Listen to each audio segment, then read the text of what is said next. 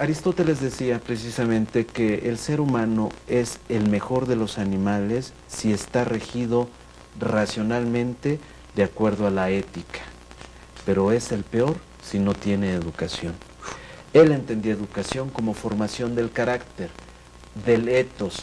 Él entendía educación como ética o ética como educación. Ajá. Y es precisamente esto lo que nos puede dar la vía, por lo menos en términos de la razón, para crear instituciones que aminoren, atemperen esa parte oscura de los seres humanos. No estoy diciendo que esas instituciones necesariamente sean coercitivas. Sí.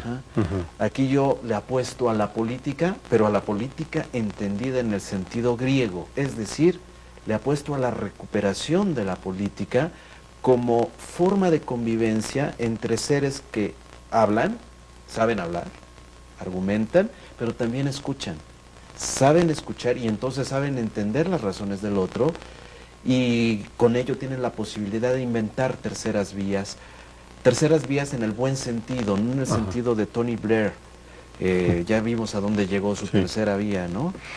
Estoy hablando de terceras vías en el sentido de que no se trata de convencer de mis razones al otro, se trata de hallar juntos, socráticamente, las mejores formas de controlarnos, porque sí podemos controlarnos y se pueden efectivamente fincar instituciones que aminoren esa parte oscura de los seres humanos donde está el impulso a la violencia, a la agresión y al aprovechamiento del otro como si fuera un objeto.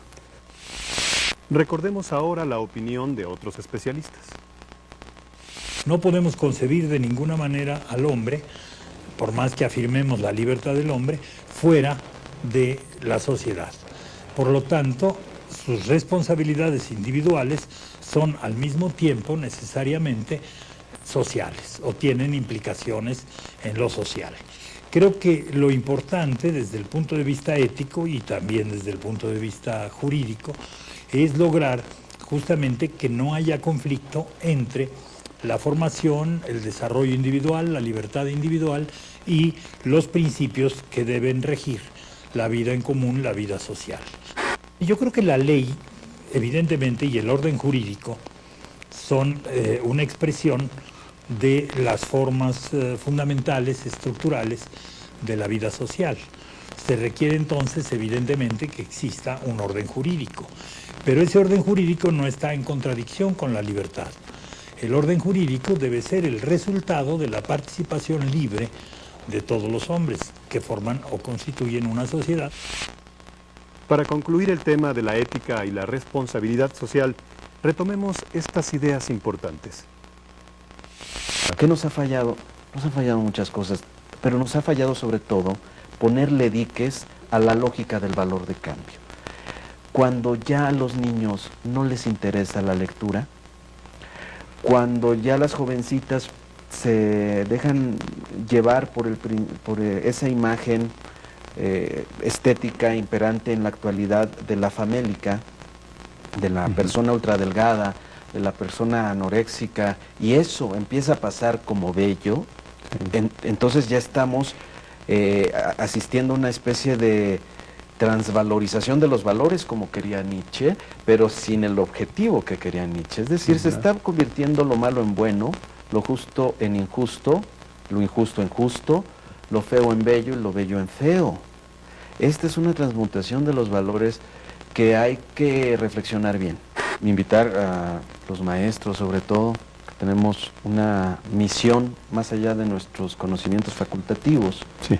Evidentemente necesitamos enseñar cosas que sirvan, que sean útiles, que es lo que están demandando los estudiantes, pero que no olvidemos la otra parte, la parte de la formación del carácter. Somos más importantes de lo que pensamos.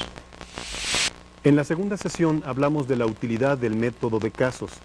Recordemos en qué consiste este método.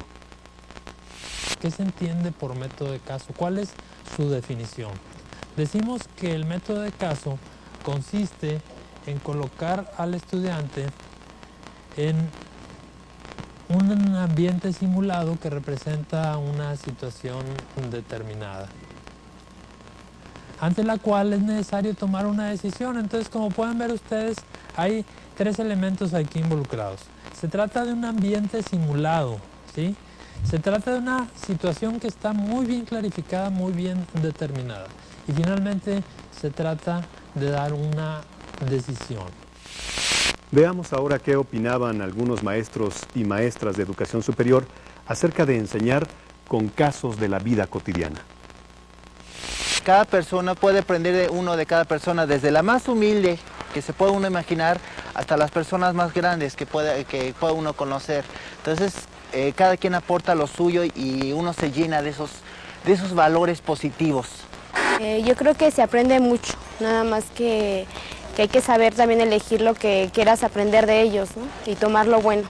Colocándolos en situaciones reales, colocándolos en problemas reales, tratando de que ellos experimenten o tengan la oportunidad de sentir qué es lo que ocurre cuando las cosas se hacen correctamente y cuando no. Buenas como la constancia, el empeño, cosas que nunca he llevado a cabo.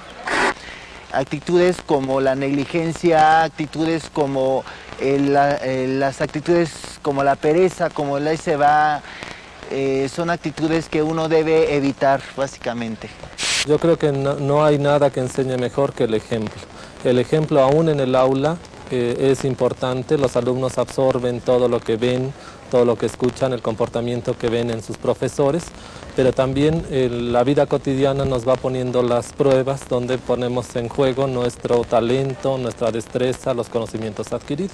Pues creo que tengo algunas actitudes buenas, algunas actitudes malas como ser humano que soy, pero en cuanto al respeto por mis compañeros y los estudiantes es fundamental. La responsabilidad de mi trabajo y la honradez en mi trabajo, ¿no? Esos son valores que los alumnos pueden aprender de uno. El maestro Maldonado abundó en el tema del método de casos y nos hizo algunas sugerencias. Vamos a verlas. Ya colocado en una situación particular, vamos a ver cuál es el proceso que habría que seguir para la aplicación del método de casos. Se trata de una presentación del caso, ¿verdad? Saber cuál es el caso que se va a atender. Luego identificar los hechos, los protagonistas y la problemática que están involucrados. Hacer un análisis de esos hechos y hacer un análisis también de los protagonistas. Para finalmente identificar ciertas alternativas de solución y seleccionar una de esas alternativas de solución. Hasta aquí, fíjense ustedes, estamos en la parte individual. Hay un último renglón que se refiere a formar equipos, a hacer una sesión plenaria y luego hacer un cierre. Recordemos algo de lo mucho que se dijo aquí sobre el uso de este método. Adelante. Una de las ventajas más grandes es que con esto se desarrolla una actitud crítica, es decir, un hábito de discernir todo lo que está involucrado en una situación antes de dar un juicio o tomar una decisión. Por último, a nivel didáctico del aula, es una técnica adaptable a diferentes tipos de grupos, mayores, menores o con estudiantes de diferentes orígenes o profesiones. Por otro lado, el contexto que se crea alrededor de aprender con el método del caso permite trabajar a los participantes en equipo y entonces no solo desarrollas habilidades personales para procesar información y para entender mejor tu realidad y permitirte resolver problemas y tomar decisiones, sino que también te permite desarrollar habilidades de trabajo en equipo.